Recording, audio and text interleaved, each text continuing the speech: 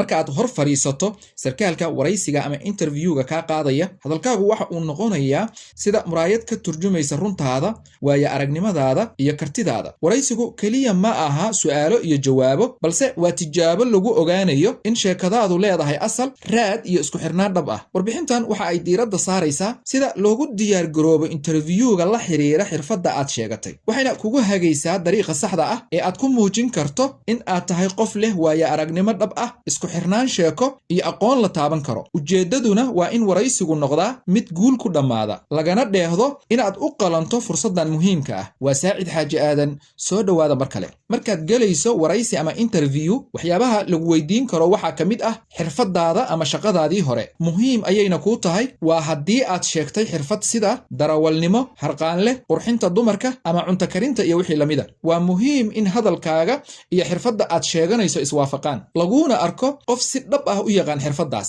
sarkaalka waraysiga kaa qaadaya wuxuu inta badan raadiyaa xaqiiqada iyo isku xirnaanta sheekadaada jawaabaha aan caddayn waxay keeni karaan in lagu arko qof aan kalsooni qabin ama aan sheekadiisu sal iyo raad toona lahayn tusaale ahaan haddii aad sheegatay in aad ahayd darawal waa in aad si sax ah uga jawaabi karto su'aalaha ku saabsan sharciyada wadooyinka iyo noocyada baabuurta aad wadi jirtay haddii aad sheegato xirfad aadan aqoon dhab ah u lahayn waxa laga yaabaa in aad ku wareerto su'aalaha qaarkood taasoo keeni karta in lagaa shakiyo ama lagugu tuhumo been sheegid taas beddelkeeda marka aad xirfadaada si xeel dheer uga hadasho waxaad muujinaysaa in aad tahay qof karti iyo waxtar leh laguna kalsoonaan karo waxayna sare u qaadaysaa fursadaada ah in lagu aqbalo ama in lagu arko qof xaq u leh magangelyo hubinta goorta aad shaqada bilowday meelaha aad ka soo shaqaysay nooca shaqada aad qaban jirtay iyo wixii waaye aragnimo ah ee aad ka kororsatay waa muhiim wargelin muhiim ah xafiisyada saacid agency waxay kaa caawinayaan guud ahaan adeegyada kale ah diyaarinta kaysaska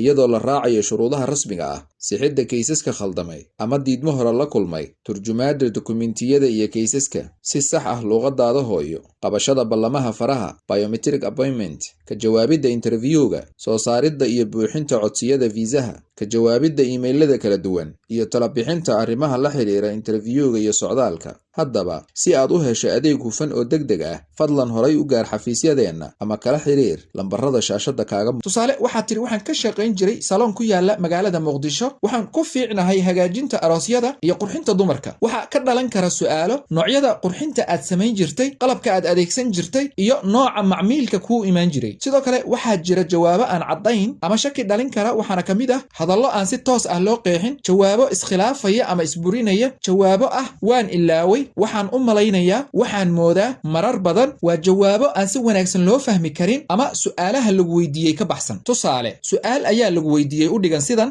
sheeg taariikhda aad dalkaaga ka soo baxday waxaad ku jawaabtay waa bishii 7 balse ma xasuusto taariikhda saxda ah waa jawaab aan totaliba caddayn waxaa habboon inaad tiraahdo waxaan ka soo baxay Soomaaliya taariikh hiblaayo adiga oo xusaya guud ahaan maalinta bisha iyo sanadka sheegashada xirfad gaar ah oo aadan aqoon u lahayn waxa ka wanaagsan inaad sheegato shaqo fudud oo aad si dhab ah uga warrami karto waxaana kuu roon si waraysigaagu u noqdo mid lagu qanco inaad isticmaashid tallaabooyin macquul ah sida maalin walba waxaan qaabili jiray ugu yaraan 5 macmiil waxaana u qaban jiray shaqadaas adigoo xusaya nooca shaqada aad u qaban jirtay interviewgu waa sida adiga oo imtixaan galaya jawaab walba oo aad bixiso waxay leedahay culays waxaana muhiim ah inaad iska ilaaliso wax walba oo mugdi gelin kara ama keeni kara shaki si waraysigaagu u noqdo mid guulaysta waa inaad si dhab ah u taqaan xirfadda aad sheeganayso hana ku mashquulin inaad qurxiso hadalkaaga intii aad xoogga saari lahayd waayo aragnimadaada tani waxay sare u qaadaysaa kalsoonida lagu qabo sheekadaada waxayna kuu horseedi kartaa mustaqbal ifaya fadlan ku celceli sheekadaada qor dhammaan taariikhaha